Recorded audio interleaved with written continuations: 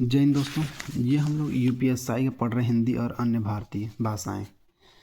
ये हम लोग इसको पढ़ते चल रहे हैं, इसको हम लोग रिवीजन करेंगे। देखिए रिवीजन में क्या हुआ कि अभी हम लोग पार्ट 1 में पढ़े थे। पार्ट 1 के बाद हम लोग पार्ट 2 में पढ़ाई शुरू करेंगे। आप लोग देख सकते हैं इसमें पार्ट 2 में हम लोग हिंदी भाषा का उद्भव का सही अनुक्रम क्या है। पाली है, प्राकृत है, अप्रभाषा है, हिंदी है। फिर भारत में भाषा का आधार पर सर्वप्रथम गठन हुआ था आंध्र प्रदेश का राज्य। लहदा का विकास हुआ था 85 और केकिया के लिए। फिर उसके बाद देखिए है अधिकतर भारतीय भाषाओं का विकास किस लिपि में हुआ था? ब्रह्म लिपि में हुआ था।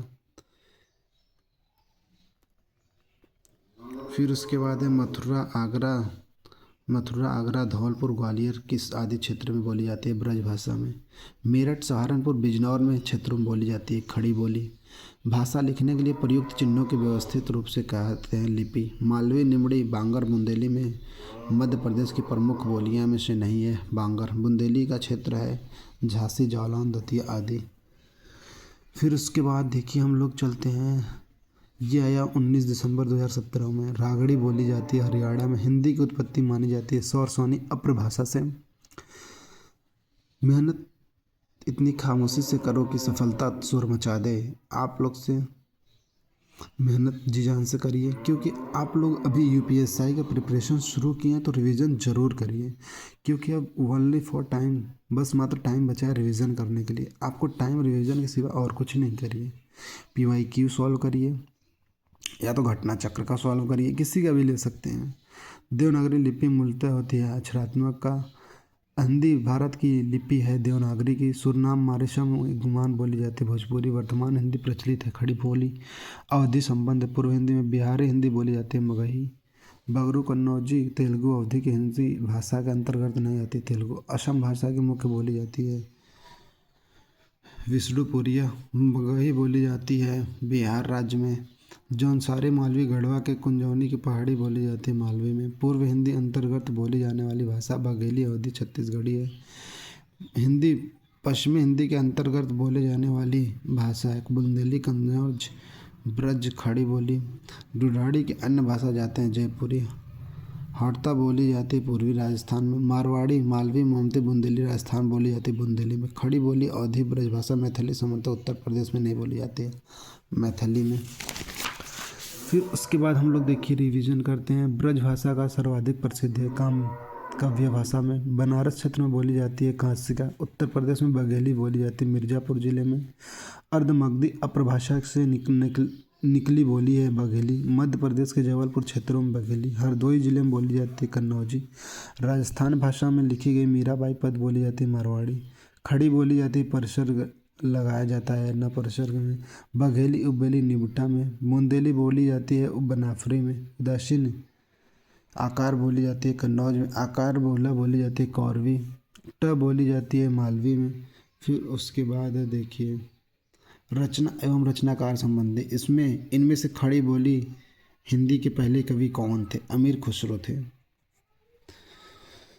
फिर उसके बाद देखिए हम लोग आगे चलते हैं। मैथिली भाषा संबंधी कवि है विद्यापति हैं। फिर उसका हिंदी भाषा के मानकीकरण का संचिष्ट प्रयास किया जाता है सरस्वती पत्रिका में। कीर्तिलता का रचना की गई है अप्रभाषा में। हिंदी के प्रहरी कहा जाता है पुरुषोत्तम दास टंडन को। मालिक मोहम्मद जैसी को पद्मावत की भाषा अवधी। चंदायन काव्य रचना की जाती है अवधी। रामचरितमानस की रचना की भाषा है अवधी। व्यक्ति विशेष एवं योगदान पद अधिकार संबंधी। देवनागरी लिपि के स्थान रोमन लिपि स्वीकार करने का सुझाव किसने दिया था? सुनीता कुमार चटर्जी ने।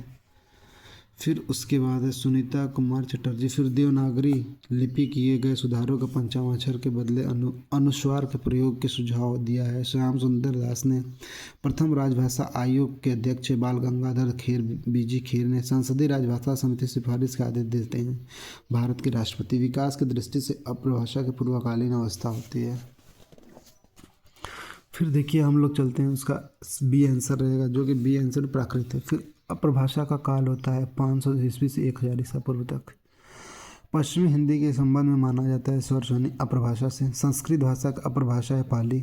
हिंदी की उत्पत्ति मानी जाती है स्वर ध्वनि अप्रभाषा से। स्वर ध्वनि में अपरभाषा से विकसित भाषाओं का सही क्रम है राजस्थानी और गुजराती। मगधी अपरभाषा से विकसित बोली जाती है मगही। मगधी अपरभाषा से विकसित हुई मैथिली। फिर उसके बाद देखिए हम लोग चलते हैं, मैथिली सर्वाधिक बोली जाती है बिहार राज्य में। मगधी अपरभाषा संबंधी भाषा है बंगला से। मैथिली से संबंध माना जाता है मगधी अपरभाषा से। पंजाब भाषा का उद्भव माना जाता है पैसाची अपरभाषा में। पूर्वी हिंदी का उद्भव हुआ अर्ध मगधी अपरभाषा से। मराठी का संबंध माना जाता है महाराष्ट्रीय अपरभाषा से। ब्रजभाषा का विकास हुआ सरसौनी अपरभाषा से। फिर हम लोग चलते हैं, सिंधी भाषा का विकास माना जाता है प्रचंड अपरभाषा से। खड़ी बोली के कौरवी उद्भव हुआ है सरसौनी अपरभाषा से उत्तरी पूर्व रूप से। अपरभाषा के पुरानी हिंदी का प्रयोग चंद्रधर शर्मा गुलेरी ने। बुंदेली बघेली कन्नौजी ब्रजभाषा में सरसौनी अपरभाषा से विकसित नहीं हुआ है। भाषा की दृष्टि से हिंदी प्रदेश के अंतर्गत निम्न में से कौन शामिल नहीं है? कोई बताएगा कौन सा नहीं? आंध्र प्रदेश नहीं है। फिर उसके बाद देखिए यहाँ चलते हैं, सबसे पहले देवनागरी लिपि का प्रयोग गुजरात में हुआ था। अवधी और बघेली बोलियों का विकास हुआ था पूर्व हिंदी से। भाषा संवर्धन सभा स्थापित की गई थी अलीगढ़ में। दक्षिण भारत हिंदी प्रचार सभा का मुख्यालय चेन्नई में है। और देखिए ये चैप्टर पूरा ख़त्म हुआ। अब आ गया दूसरा चैप्टर। इसको थैंक यू दोस्तों।